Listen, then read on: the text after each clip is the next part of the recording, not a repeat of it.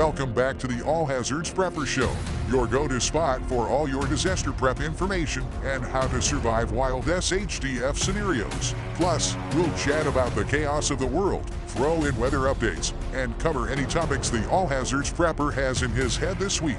Don't forget to hit that subscribe button on your favorite podcast platform and join us on social media. Now, let's welcome your fearless leader and the brains behind the All Hazards Prepper, Blake. Welcome back to the All Hazards Prepper Show. Hope everyone is staying safe, staying well out there. Today we have Sean with Prepared Home Solutions on the show today. This is our first show kind of back. I was just talking with Sean. I haven't had a chance to have a guest on in a little while, do some family stuff going on, but we're back here on the All Hazards Prepper Show. We'll call this season 2, part 2, and it gets started back with some guests. So super excited to have Sean on. I've been talking with Sean for probably 2-3 months now, trying to get him on the show and just trying to get different times lined up, but we're finally able to get time. So Sean, welcome to the All Hazards Prepper Show. Sean is the owner and operator of Prepared Home Solutions that he kind of started in 2020 in light of the pandemic. And it really focuses on emergency preparedness for people, families, and homes. So I'm going to kind of let Sean take the floor here and talk about Prepared Home Solutions and his life as a prepper. All right. Well, thank you for the intro. I have been a prepper for years and years and years. Grew up in Cub Scouts and Boy Scouts, and just kind of from that, Boy Scout motto is be prepared. And I kind of took that to heart. Some might call me a hoarder, but it's a hoarder of preparedness items. But yeah, no, that's always kind of been, thinking about being preparedness. Grew up, we always had usually had a fully stocked pantry growing up. There's times where it's like, oh, somebody didn't buy any green beans when we used our last can, but that kind of probably came a little bit from having my grandmother in the home as well, and her being of that generation that kind of came out of not having a whole lot, whether it be, because of the world wars and, the Depression or whatever it was, that was always tried to have things on hand at home. So that kind of translates into where I am today, and always trying to be prepared and for many situations. I'm an avid outdoorsman, and I used to do a lot of outdoor stuff and outdoor preparedness stuff. But with Prepared Home Solutions, I'm really focused on being prepared in the home. Just kind of having what you need at the house. That's your base of operations, because for most people, their base of operations where they have everything, where they have any storage for anything, is usually at their house. Perfect. Thank you for that introduction of yourself and the Prepared Home Solutions. So we kind of talked about some questions, and like we said, we might get off topic tonight, which is fine. You recently you live in Georgia, is that correct? Or South Carolina? South Carolina?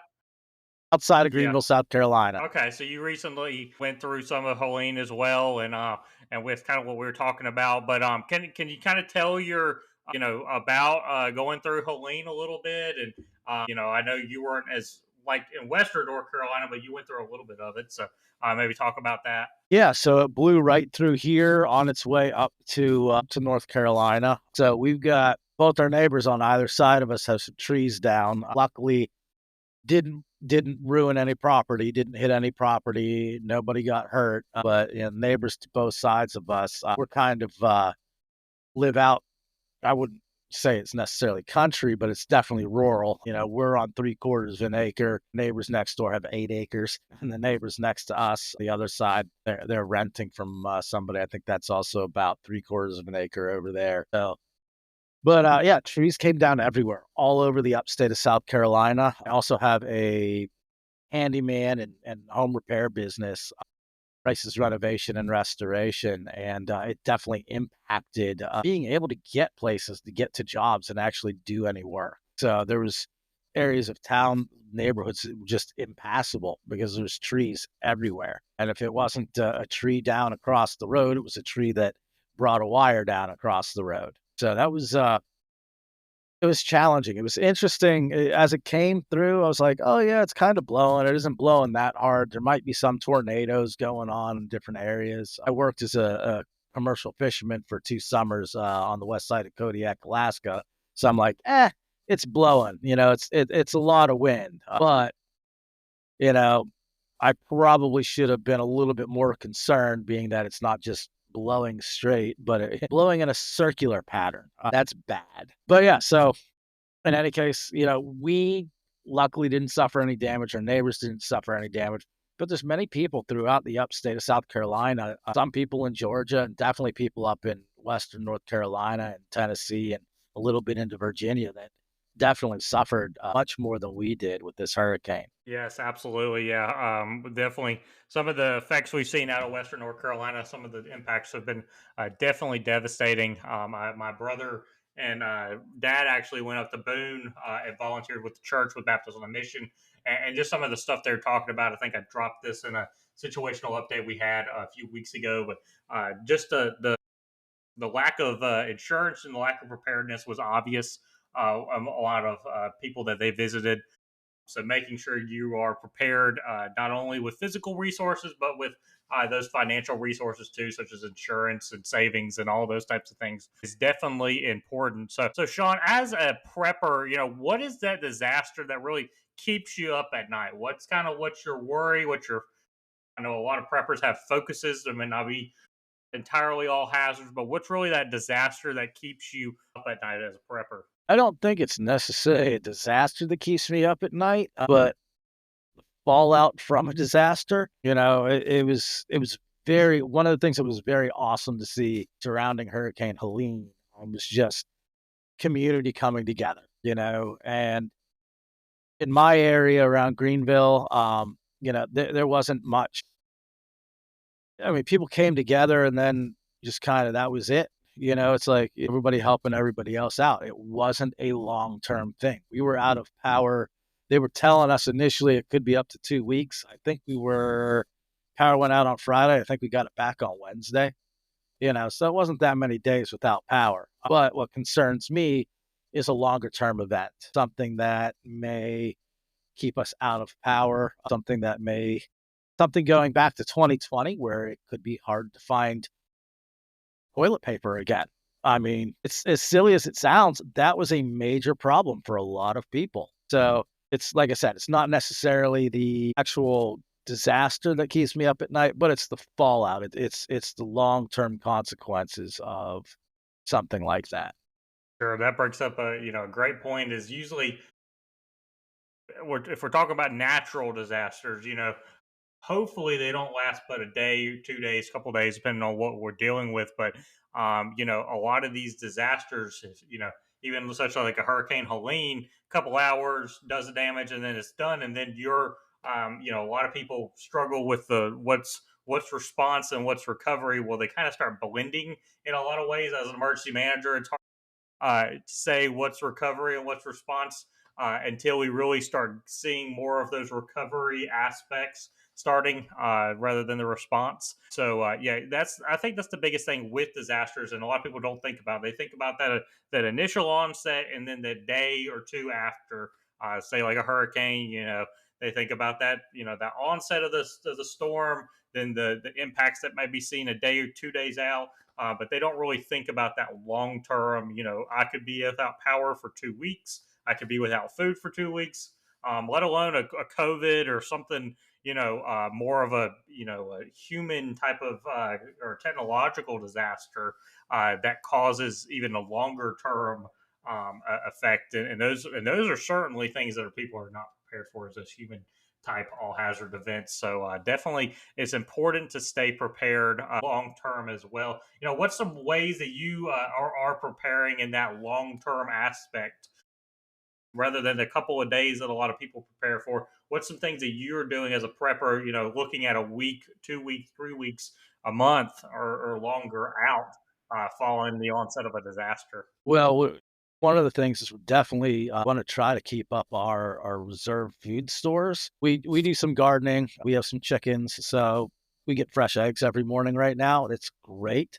That's probably going to slow down here in the wintertime a little bit, but we are kind of more of a mild climate. So, I mean, instead of getting 4 eggs every morning, we might get, 4 eggs every other morning.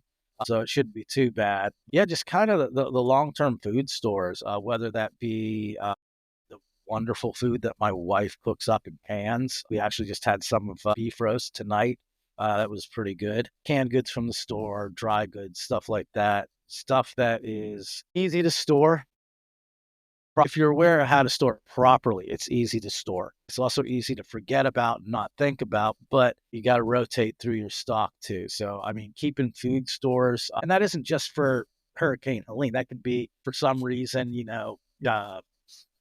well, God forbid I step off a ladder wrong and can't work for 2 weeks. That gives me the ability to say, hey, we don't need to worry about buying food this week, or whatever it is, because we already have that food stored up.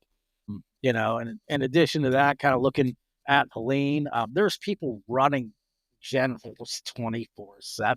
And gas was hard to get. Fuel was actually hard to get for a little while, and there was lines at the gas stations all day long. Well, I mitigated that myself by running the generator, 4 hours in the morning, taking about a 4 or 5 hour break, and then running it 4 hours in the evening. That charged up all of our batteries. I have some lights that work off of power tool batteries, so I was able to charge up all the power tool batteries. We were able to charge up our phones, other devices, you know, small handheld radios, which I'll get to in a minute, our battery packs for our phones, stuff like that. So, it's one of those things where it's just like, it's if I'd run the generator 24/7, I would have burned through somewhere between 6 and 8 gallons of gas a day.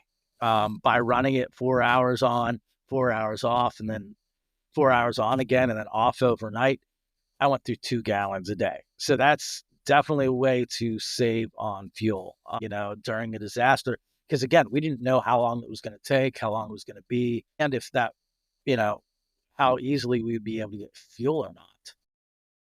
The nice thing is, I went out at night to see if there's any fuel at the gas stations, and I found out that, hey, there's no one at the gas stations at night, and they have fuel. So, I replenished what we used every single day just because we didn't know how long it was going to last and wanted to make sure that we had enough. But, that was definitely something I did. And the other thing was, emergency communications. I do have a small handheld radio, is the ubiquitous Prepper Baofeng UV5R. But, I was able to listen to the local AM repeaters. We have some local GMRS repeaters here, and I also actually have a GMRS radio in my work van, and actually another one that's sitting around. I'm putting in an ammo can right now to use as a base station. Communications was actually really important. Luckily, all of the GMRS repeaters were up, didn't get knocked down or knocked out, and they all had backup power, which actually enabled me to run to Home Depot and kind of get out of the house, get on the main roads, see what was going on, and still be in contact with my wife back at the house, because the cell tower that's right near our house, if the power goes out, that messes up everything that we got with, our cellular connection near the house. They're supposed to have backups, but then they get overloaded and they kind of start dropping off of the weaker signals. And I guess we're kind of like right on the edge of those weaker signals. So that's definitely going to increase the communications aspect a little bit more now that we've kind of tested it out a little bit, and what happened in an emergency situation. But stuff like that. I mean, it's just honestly, it's really simple stuff. Propane. Definitely going to buy a few more 20-pound propane tanks. We had two that we normally switch back and forth on the grill, and we were able to luckily fill them up. As when we ran out of one, we were able to fill it up. but even propane was running a little bit low in certain areas for people. My one big downfall for me is organization, because I definitely did not have my preps as organized as I would have liked to. And it took me a while of where did I leave that camp stove, and where's this, and where's that? Yeah. Much more than it should have been. Yeah, talk about there. We'll talk about some 2 points you just brought up about the generator and the emergency communications, but talk a little bit about how you organize your preps. I found that I mean, I myself, I kind of was like you. I went through a disaster. And I was like, I can't find anything that I have. I know I have it. Where is it? And and during an emergency, you need it now, and you're freaking out, and you're trying to go through all your bins and closets, and it's all spread around the house. Talk a little bit about how you may organize in the future. That's kind of an after action item that you just or an area of improvement you want to work on. What are some ways that you think you might be able to organize a little better and be better prepared, better organized for that next disaster? Yeah. So I have whether you want to call it a bug out bag, a get home bag, I prefer the term emergency situation bag, because that's what it is. It's the grab and go bag for any emergency situation. I've got a full first aid kit in it. I've got changes of clothes in it, stuff like that. I know where that is. I know where everything is in that bag. I know I'm actually missing a few things out of that bag right now that I need to put back in it. My camping stove, I didn't remember where it was. So I had a general idea, and it was generally where I thought it was, but it was difficult to get to. I had to move a lot of stuff to actually get to it. So moving forward, and I actually started doing this. This is an action item that I started doing. Unfortunately, it's for other people and not myself right now.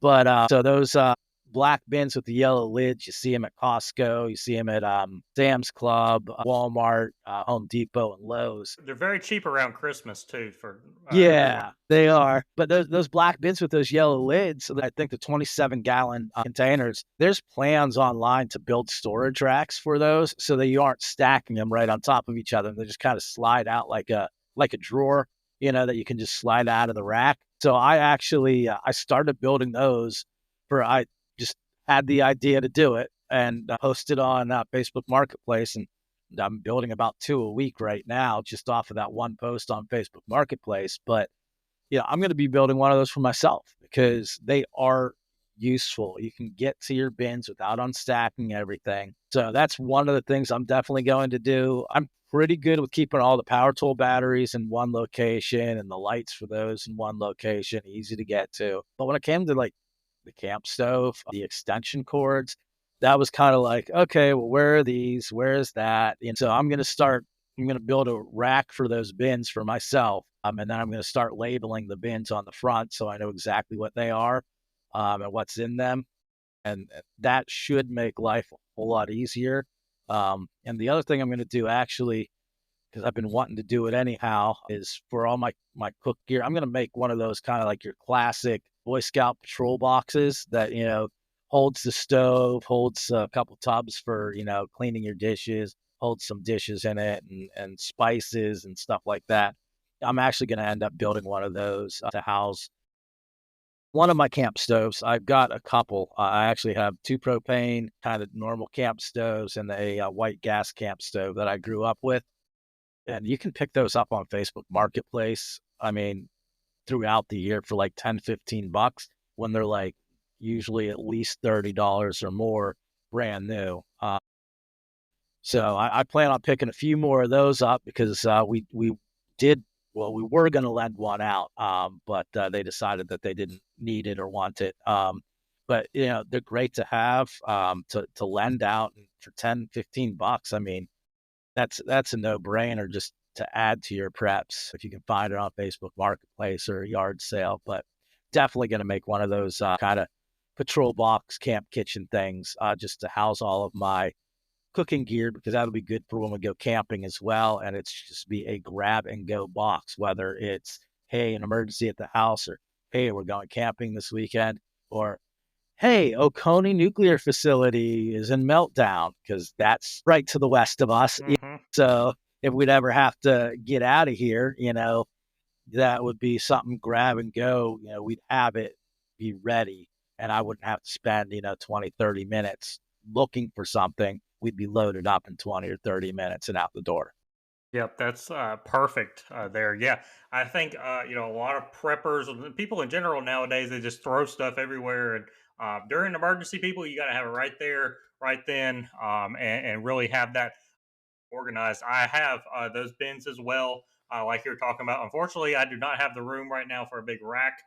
Maybe my future house, but I do keep everything on an Excel sheet. So that way, not only I know what's in there and I know the expiration dates and everything, but also if I was to, have a house fire or loss of property and I can't, need to prove to insurance that I have all this, prepping stuff, I can, show that as well. But it's definitely helped me, and I put that on the front of the bin, laminate it, and then tape it to it with clear tape, and that way I can see what is in that bin, the quantity number that's in that bin, and then also I put the expiration date. I put usually when I bought it, and then if it expires, like food or water or something, I put the expire date on there as well. So great advice there, Sean, on how people can stay better organized. Yeah, definitely around Christmas time, around this time, those yellow black bins, they're literally at any store. They are very inexpensive, and I have really loved those things. They really are durable, tough, and they might not be huge, but you really don't want something massive, especially if you got to put it in a car or truck or carry it. You want to be keep something that you can actually carry as well. So, Sean, you brought up two great points earlier about the generator. I think a lot of people don't know how they just go out and they buy a generator. They don't know how to use it, and B, they don't know how what how it could function, and definitely the timing of that.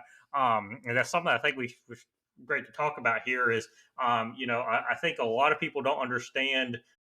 Maybe they just go out to, they know a hurricane's coming, or hey, they just move to an area that they know the power goes out more frequently, and they just go to Lowe's or go to Home Depot, or God forbid, maybe go on Amazon and get a generator. So maybe talk to our viewers a little bit about what you should look for in a generator based on your home and what you're kind of wanting to use it for, and maybe different. There's also different, fuel sources. There's gas, there's propane, natural, and if you get big enough, diesel.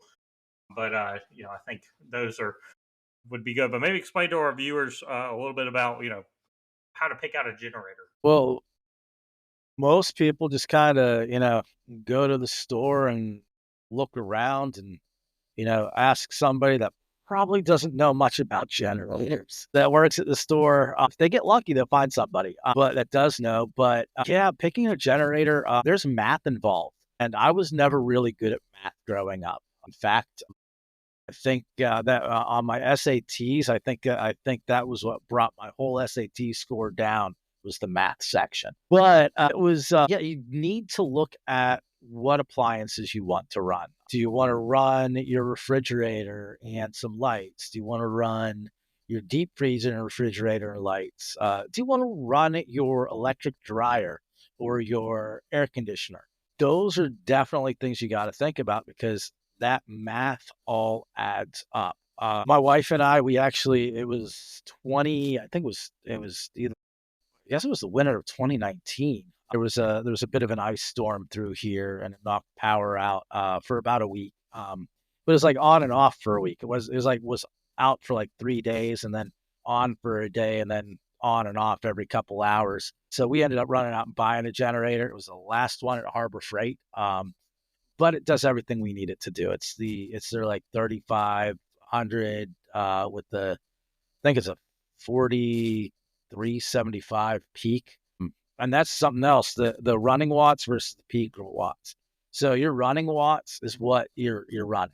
So let's just say I'm running 2 deep freezers and a refrigerator. I don't know what those would be, but that's kind of your running watts, or just kind of what they are. But as soon as that compressor on those kicks on, that's what the peak watts take care of, is that sudden surge of electricity needed by the compressor as it's running on those appliances to keep them nice and, running smooth because that compressor, when it kicks on, uses up a bunch of energy. So those are things that you need to think about when you're doing that. And basically, you just add up all the wattages of the appliances you want to run, and that will give you your running watts. So, like I said, the peak watt is above that for when you have sudden surges like a compressor kicking on. But I usually tell people add up everything you want to run and then multiply it by at least 1.5 because you're always going to find something else you want to plug in. Now, the more running watts you got, the more fuel you're going to be going through, whether or not you're actually using those watts or not, just because it's going to be something that consumes a lot more fuel in general. So we have a gas generator. I would love at some point here in the near future to actually get a dual fuel, one that will run off of gasoline or propane. Something to keep in mind with those two, though, is that you actually, I believe, you get more power out of the gasoline than you do on the propane on those dual fuels. So that's something to think about. And, how much are you going to store of each? Propane will store indefinitely in a good container. Propane doesn't really go bad. The container goes bad. So you definitely want to store propane well, but that's definitely something there to consider is that dual fuels. Diesel generators, yeah, they're big, they're loud. You can run a lot off of them. When I was up in, like I said, west side of Kodiak, Alaska, working as a commercial fisherman, I was set netting. So we lived on shore and went out in skiffs every day to pick the nets. We had a large diesel generator at fish camp. It ran everything. It ran the carpentry shop. It ran the welding shop, boat repair shop. It ran the kitchen, all of our living quarters. It also ran 24/7, which was a little bit annoying, but at the same time, I mean, that's what you get if you want unlimited power, all the time, But yeah, that's kind of, is there anything else you wanted me to go into with Oh, generators or that was that that is it? perfect. That's perfect. That is more than probably the average person knows, especially for those that work at Lowe's or Home Depot. But definitely, it's important if you're looking at getting a generator, especially as we get into winter weather months. A lot of people again look at generators. Just looking at like Sean said, what you're trying to run, and really the wattage that it produces. And those dual fuels are great as well, just as a backup. And I always recommend if you have the money and if you plan on to stay in the house that you are in for a while and you have access to especially natural gas, looking at a whole house generator is definitely a great option. Very expensive option, but in terms of good, easy, quick power, definitely a good option there. I've seen, but if you can't do that, go Home Depot, Lowe's. Really do your research before going buy one of these things. They're not cheap. Most I have yet to see a generator that's unless it's some very small that's less than. Usually, you're going to spend $250 plus depending on what you're looking at. Maybe getting a used one too is good. Also, once you have that generator, make sure do a test run. Go hook up everything you want to go hook up. You kill the power to the house and do whatever you want to try, and really look at making sure you know where that generator can place. That you have enough extension cords and stuff to reach those appliances or reach those areas you're trying to run power to, and really just try to do it for a couple hours and make sure that it all works and is going to work for your needs, and then continuing, don't just forget about that generator. A lot of people just put it in the shed, put it in the garage. Oh, it's there, it'll be ready, and then they try to go fire it and they've left the gas in it and the gas is bad and now the carburetor is bad or whatever is on it. Making sure that once a month go and start the generator. Making sure you put stable or non-ethanol gas is definitely good to keep in the generator. I know we did that at home as well, but making sure you really keep up with that generator as well. And it's kind of treating it as a car, something that you could need at any moment. So, Sean, this has been definitely some great things that we've hit on today. One last question is, what's that prepper resource that you feel like everyone should have if you're starting out, if you've been a prepper for a while? What's that one resource that you really feel as a prepper that is needed? Well, I would have to say knowledge. I mean, to be completely serious, I mean, go buy some books, go read some stuff. There's very don't necessarily buy the first book you see on Amazon advertised. There's very poorly written stuff out there. But there's stuff that is very good out there as well. There's first and foremost, it doesn't matter if you're red team or blue team, or whether you're big federal government or little federal government, whatever.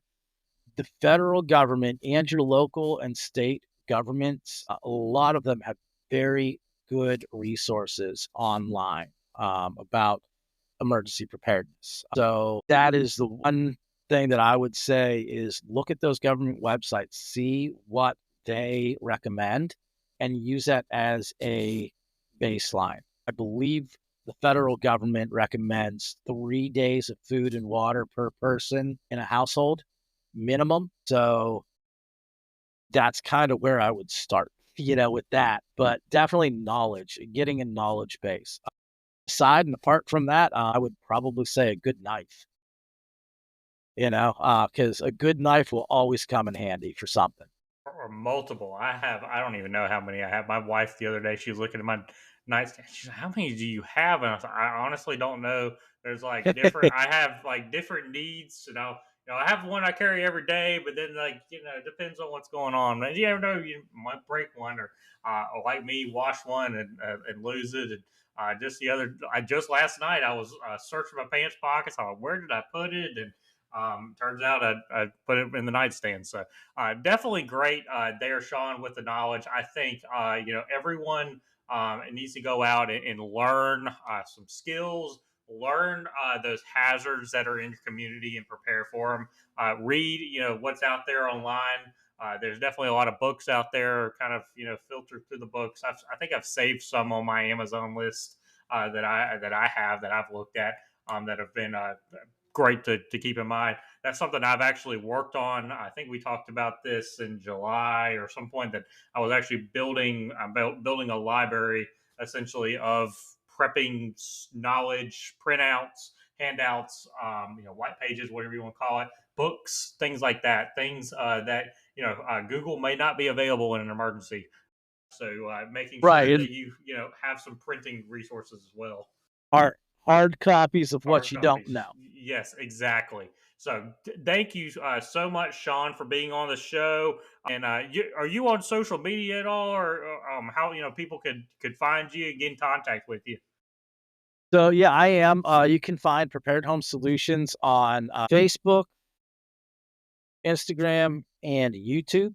Just search for Prepared Home Solutions, and you should find me. If it's a guy with a beard, it's probably me or some other prepper. So, but yeah, you can find me on Instagram, YouTube, and Facebook. I haven't been really posting a lot. Like I said, my main business right now is my construction business, my handyman business. But so I don't post all that often on social media, but you can definitely find me there. You can find all my contact information there, the phone number, email address. And then, if anybody wants to contact me about anything, then absolutely they can. I do consultations and coaching, both locally around the upstate of South Carolina here, as well as nationwide. Internet is a glorious thing that we get to utilize sometimes. Perfect. Well, thank you so much for being on the All Hazards Prepper Show. I will make sure to tag Sean in the show notes as well, so that way you can link up with him on social media if you want to. I hope everyone enjoyed today's show. Make sure that you leave us a comment below on the show wherever you're checking us out, and or a like, and go share this with your friends. I think there's a lot of different points that we talked about today that someone definitely could build on that knowledge from that. So hope everyone stays safe out there. Remember to stay aware, stay prepared, and stay alive. The All Hazards Prepper out. Are you a prepper or someone who is a first responder, emergency manager, or in a field related to prepping?